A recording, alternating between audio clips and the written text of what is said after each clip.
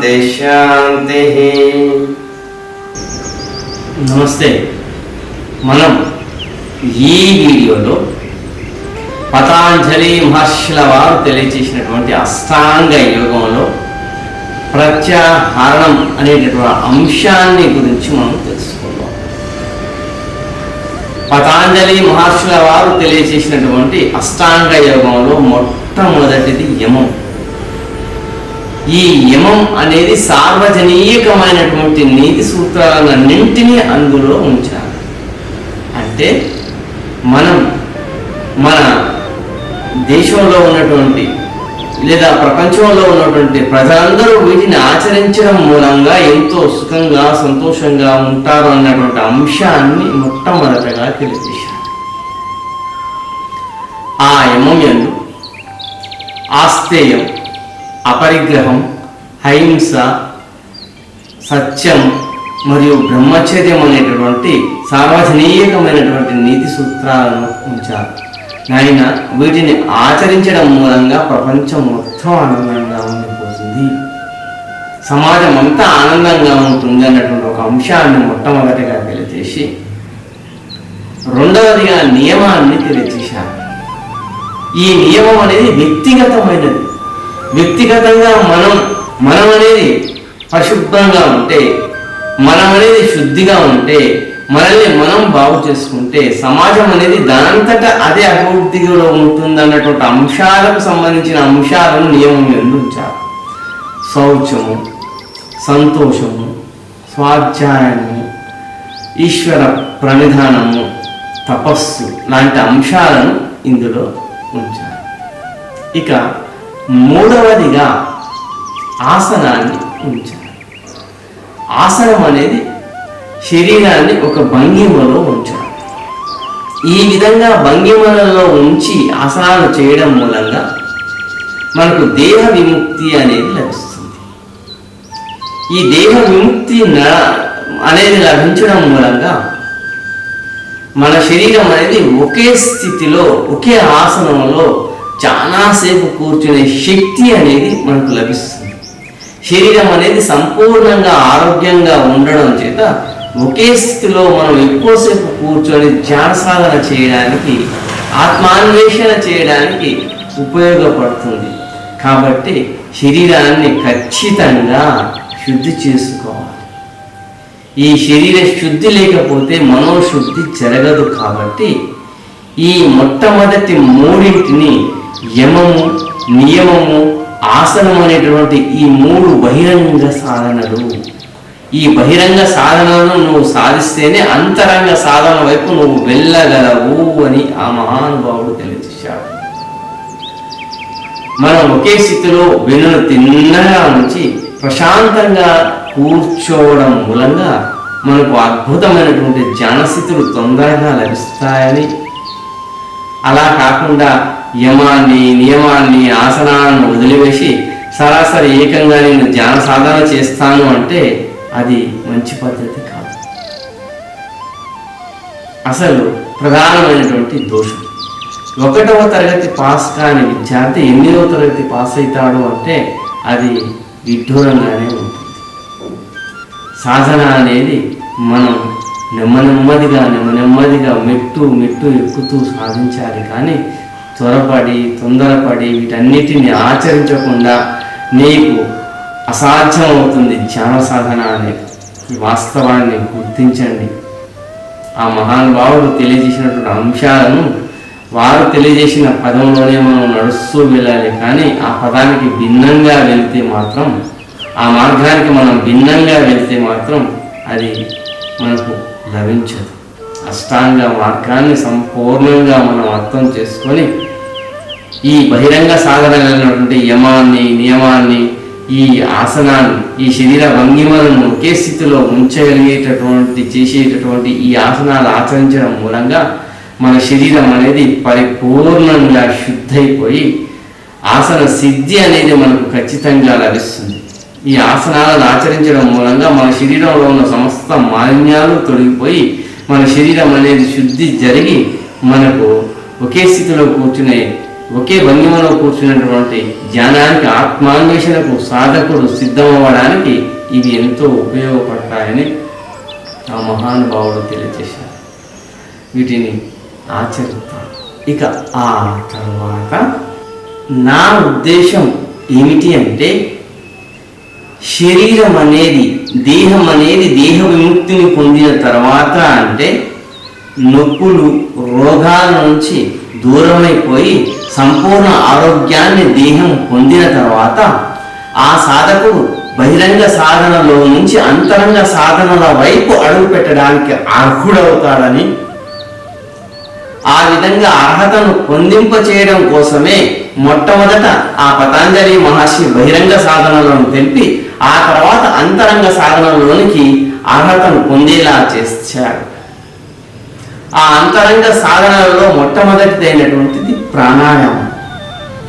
ఈ అంతరంగ సాధనలో మొట్టమొదటగా ప్రాణాయామాన్ని చేర్చడం వెనుక ఆ మహానుభావుని యొక్క మూల ఉద్దేశం ఎంతో అద్భుతం. గాలి అనేది మనకు లాభాన్ని చేకూర్చను కలదు, నష్టాన్ని చేకూర్చను కలదు. ఆ గాలి మూలంగా పంట నష్టం అనేది జరుగుతూ ఉంటుంది. అదే గాలి అనేది మహావృక్షాన్ని సైతం కూకటి వేళ్లతో కూల్చివేయను కలదు.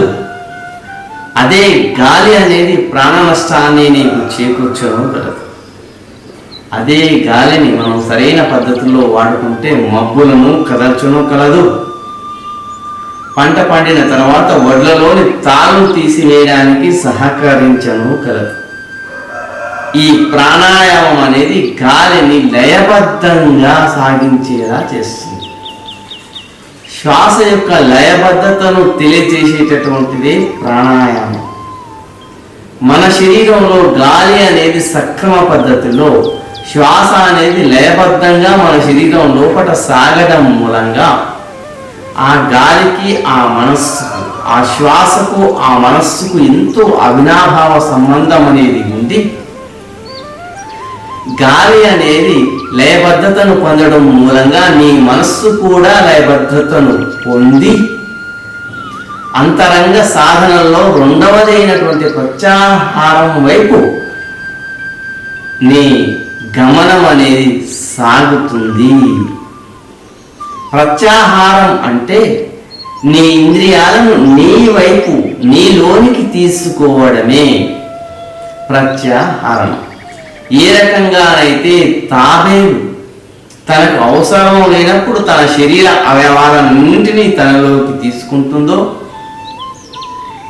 అదేవిధంగా శత్రువుల నుంచి తనను తాను రక్షించుకోవడం కోసం తాబేలు తన అవయవాలన్నింటినీ లోపలికి తీసుకొని తన డొప్పలో ఉంచుకొని తనను తాను రక్షించుకుంటుందో, అదేవిధంగా లోకంలోని విషయ వాసనల నుంచి,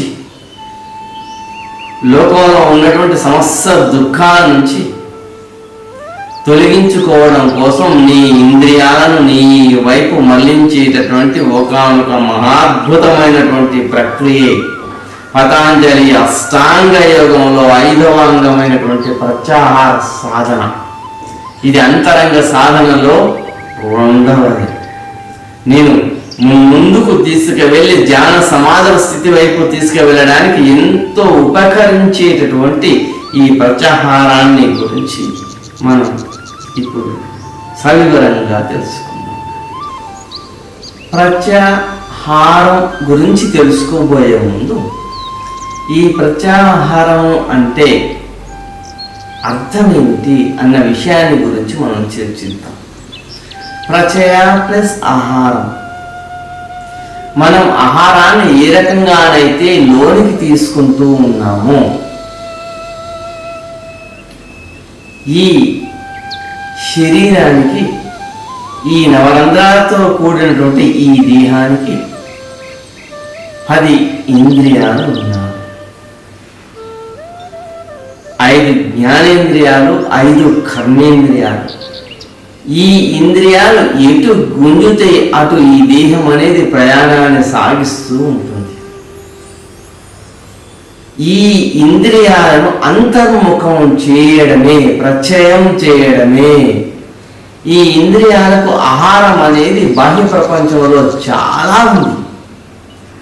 ఆ ఆహారం కోసం బాహ్య ప్రపంచం వెంట ప్రాకులాడుతూ ఉన్నటువంటి ఈ ఇంద్రియాలను అంతర ప్రపంచంలోకి తీసుకువెళ్ళడమే, అంతరాత్మ వైపు తీసుకువెళ్ళడమే ప్రత్యాహారం. అంటే ఇంకా స్పష్టంగా అర్థం కావాలి అంటే 5 జ్ఞానేంద్రియాలైనటువంటి కన్నులెప్పుడు ఇతర ప్రపంచం వైపు, బాహ్య ప్రపంచం వైపు చూస్తూ ఉంటూ వాటి వైపు పరిగెత్తాలని, చెవులు ఎప్పుడు బాహ్య ప్రపంచంలో మాటలను వింటూ ఆనందాన్ని పొందాలని, నాలుక ఎల్లప్పుడూ ఎల్లవేళ్ళ బాహ్య రుచులతో మరిగిపోయి ఆ బాహ్య రుచులే కావాలంటూ, ముక్కు ఎల్లవేళల వాసనలను, ఆ బాహ్య ప్రపంచం యొక్క సుగంధభరితమైనటువంటి వాసనల వెంటే పరిగెత్తాలని, సుగంధ దుర్గంధ భరితమైనటువంటి వాసనలనే వాసన చూస్తూ ఉండాలని, అదేవిధంగా చర్మం స్పర్శాసుఖాన్ని, ఆనందాన్ని పొందాలని పదే పదే తహతహలాడుతూ ఉంటుంది. వీటికి సహకరించేవిగా కర్మేంద్రియాలైనటువంటి చేతులు, కాళ్ళు, జననాంగాలైనటువంటి గుదము, గుహ్యము, ఇవన్నీ, నోరు, ఇవన్నీ ఆ జ్ఞానేంద్రియాలకు సహకరిస్తూ వాటి వైపే పరుగు తీస్తూ ఉంటారు. వాటి వాంఛలనే తీర్చుకునేలా ప్రయత్నించాలని ఈ పాదాలు, చేతులు ప్రతి ఒక్కటి వాటికి సహకరిస్తూ ఉంటారు. అలా సహకరించకుండా వాటిని అంతర్ముఖం చేయడమే ఈ ప్రత్యాహారం. ఈ ప్రత్యాహారాన్ని మన పెద్దలు వివిధ రకాలుగా తెలియజేశారు. అందులో నేను ప్రధానమైనటువంటి 3 అంశాలను గురించి తెలియజేస్తున్నాను. ఎందుచేతనంటే ప్రత్యాహారం అనేది చాలా కష్టమైనటువంటి ఒక ప్రక్రియ. ప్రాణాయామం తర్వాతనే ప్రత్యాహారాన్ని ఉంచడం వెనక, ప్రాణాయామంలో మనస్సు అనేది అటు ఇటు చంచలంగా ఉండకుండా కాస్తంత స్థిరపడుతుంది. ఇక అంతర్ముఖ సాధనలో అతి ప్రధానమైనటువంటి ప్రత్యాహారానికి నీకు మార్గం సుగమమైనది కాబట్టే ఆ సాధనలో పతాంజలి మహర్షి తెలియజేసే అష్టాంగ సాధనలో 5వ అంగంగా ఈ ప్రత్యాహారాన్ని ఉంచారు. ఈ ప్రత్యాహార సాధన అనేది ఎంతో ప్రముఖమైనటువంటి సాధన. ఈ సాధనలో 3 పద్ధతులలో మొదటి పద్ధతి ఏమిటి అంటే సర్వత్రా నేనే వ్యాపించి ఉన్నానన్నటువంటి భావన నీలో నింపుకోవాలి. ఇక 2వ సాధన ఏమిటి అంటే విషయాల పట్ల అనాసక్తత అనేది నీలో పెంపొందాలి. 3వ సాధన ఏమిటి అంటే నీ శరీరాన్ని ఆపాద మస్తకం నీవు అంతరంగా దర్శించాలి. ఈ 3 సాధనా పద్ధతులను గురించి నేను తెలియజేస్తాను. ఈ వీడియోలో మొట్టమొదటిదైనటువంటి నేనే ఈ సర్వత్రా వ్యాపించి ఉన్నానని, నేనొక్కడే ఈ సర్వ ప్రపంచం యందు వ్యాపించి ఉన్నానన్నటువంటి అంశాన్ని గురించి నేను ఇప్పుడు ఈ వీడియోలో తెలియజేస్తాను. దాని గురించి తెలుసుకుందాం. గురించి ఎన్ని విషయాలు ఉన్నప్పటికీ మిగిలినటువంటి అంశాలన్నీ ధారణ, ధ్యాన, సమాధులలో వస్తాయి కాబట్టి నేను కేవలం 3 అంశాలను గురించి మాత్రమే తెలియజేస్తున్నాను. అందులో మొట్టమొదటిది మనల్ని అంతర్ముఖం చేయడానికి ఎంతగానో సహకరించేది నేనే ఈ సమస్తం యందు వ్యాపించి ఉన్నానని, ఈ సమస్త విశ్వమంతా నేనే ఉన్నానని, ఆత్మస్వరూపమే ఈ సమస్త విశ్వమని, ఒకే ఒక ఆత్మ సర్వత్రా వ్యాపించి ఉండి సమస్త జీవులందు ఉందని ఆ భావన నీలో కలగడం చేత మాత్రమే నీకు ప్రత్యాహారం అనేది సిద్ధిస్తుంది. ఈ ఈ ప్రత్యాహార సిద్ధించడానికి అతి ప్రధానమైనటువంటి కారణం ఇదే. నేను వేరు, వారు వేరు, నేను వేరు, అది వేరు, మా కుటుంబం వేరు, ఇతర కుటుంబాలు వేరు అన్నటువంటి ఒక భావన నీలో చొరబడ్డ మరుక్షణమే నీలో అసూయ, ద్వేషం అనేది కలిగి ఆ అసూయ, ద్వేషం కారణంగా నీవు కాలిపోతూ ఇతరులను కూడా కాలు చేస్తావు. ఇది దశ రథం. 10 ఇంద్రియాల చేత నడిచేటటువంటి ఈ శరీరమే దిశరథం. ఈ 10 ఇంద్రియాలు నిన్ను అసూయ, ద్వేషం వైపు తీసుకువెళ్తూ నిన్ను మృత్యు మార్గాన్ని చూపిస్తాయి. జాగ్రత్త. అందుకే నేను వేరు, ఇతరులు వేరు అన్నటువంటి భావన నీ నుంచి పూర్తిగా తొలగించి నేను సమస్తమెందు వ్యాపించి ఉన్నానని, నేను ఆత్మస్వరూపుడనని, నాలో ఉన్నటువంటి సమస్తమైనటువంటి ఆత్మస్వరూపమైనటువంటి స్వభావమే ఇతరులో ఉందని, నేను వారు వేరు కాదని, మా కుటుంబము ఇతరుల కుటుంబము వేరు కాదని, నేను అది వేరు కాదన్నటువంటి భావన నీలో ఉండడం చేత నీలో దయ, కరుణ, జాలి అనేది ఏర్పడుతుంది.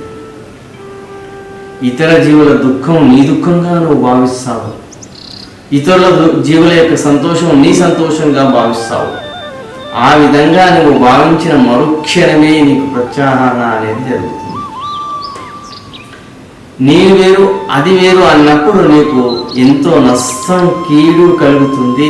చిట్ట చివరికి తుదకు నీలో ద్వేషం అనేది పెరిగి ద్వేషంగా మారి నిన్ను, ఇతరులను కాల్చివేస్తుంది.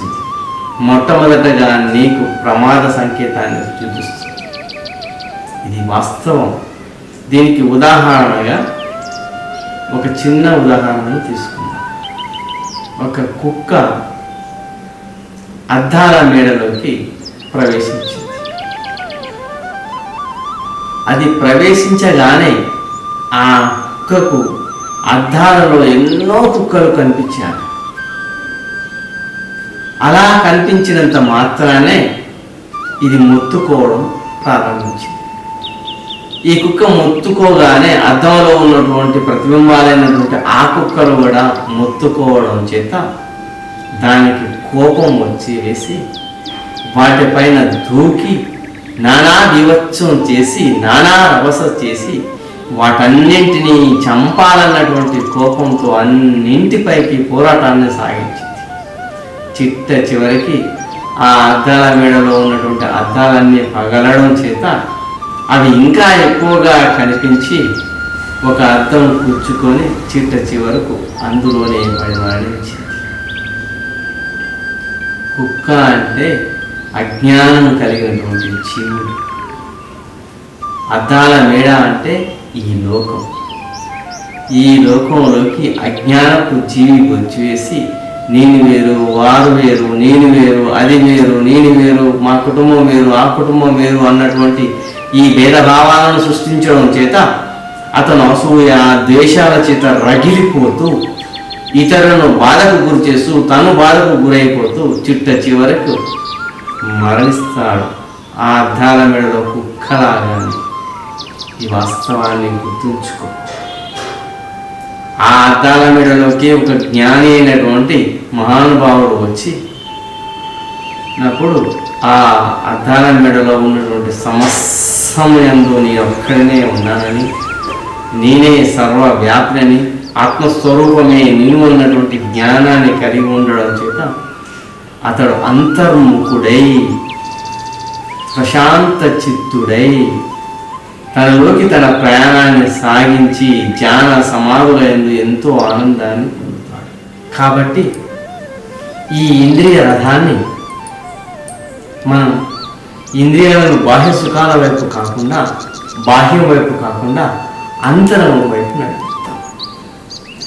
కేవలం సమస్యయందు నేనే ఉన్నాను అన్నటువంటి భావన చేత మాత్రమే ఈ విషయం అంతా ఆత్మస్వరూపమని, ప్రతి జీవి ఆత్మస్వరూపుడేనని, ఆ ఆత్మ సర్వత్రా వ్యాపించి ఉందని, నాలో ఉన్నటువంటి ఆత్మే సమస్త జీవుల యందు ఉందని, కాబట్టి నేను వేరు ఇతరులు వేరు కాదు అన్నటువంటి ఒక భావనను నీలో చెప్పించడం మూలంగా నీకు ప్రత్యాహారం అనేది సిద్ధిస్తుంది. పొద్దుతిరుగుడు పుష్పం ఎల్లవేళలా పొద్దు ఎటువైపు తిరిగితే తన ముఖాన్ని అటువైపే ఉంచుతుంది. పొద్దు అనేది సూర్య భగవానుని ఆధారంగా మారుతూ ఉంటుంది. దానికి సన్ కవర్ అన్నటువంటి పుష్పం అన్నటువంటి పేరును నిర్ణయించారు. సూర్యుడు ఇటువైపు, ఆ సూర్య భగవానుడు ఎటువైపు అయితే తిరుగుతాడో అటువైపే తన ముఖాన్ని ఉంచుతుంది. అదేవిధంగా నీవు కూడా ఆ పరమేశ్వరుడు నీ అంతరాంతరాల్లో ఉన్నాడు కాబట్టి నీ ముఖాన్ని అంతర్ముఖం చేయి. నీ జ్ఞానేంద్రియాలను అంతరాంతరాల్లోకి శోధించడం ప్రారంభించు. అప్పుడు నీకు ఆ ఈశ్వర సాక్షాత్కారం అనేది లభిస్తుంది. ప్రత్యాహార సిద్ధి ద్వారా దాన ధ్యాన సమాధులకు నీవు ప్రయాణాన్ని సాగించిన వాడవవుతావు. ఈ వాస్తవాన్ని గుర్తించుకో. పొద్దుతిరుగుడు పుష్పం ఎల్లవెల్ల సూర్య భగవానునికే నమస్కరిస్తూ సూర్య భగవాను వైపే తన ముఖాన్ని ఉంచినట్టు నీవు కూడా అంతర్ముఖుడవై నీ సమస్తమైనటువంటి ఈ జ్ఞానేంద్రియాలన్నింటినీ ఆ అంతర్ముఖం చేసి ఆ ఈశ్వర దర్శనాన్ని పొందు. అప్పుడు నీకు సమస్తం యందు ఆత్మదర్శనం అవుతుంది. ఇది సత్యం. ఈ సత్యాన్ని ఆచరించడానికి తొలి అడిగే ఈ సమస్తం యందు నేనే ఉన్నాను అన్నటువంటి భావన. ఈ భావనను సంపూర్ణంగా మీరు అర్థం చేసుకోండి.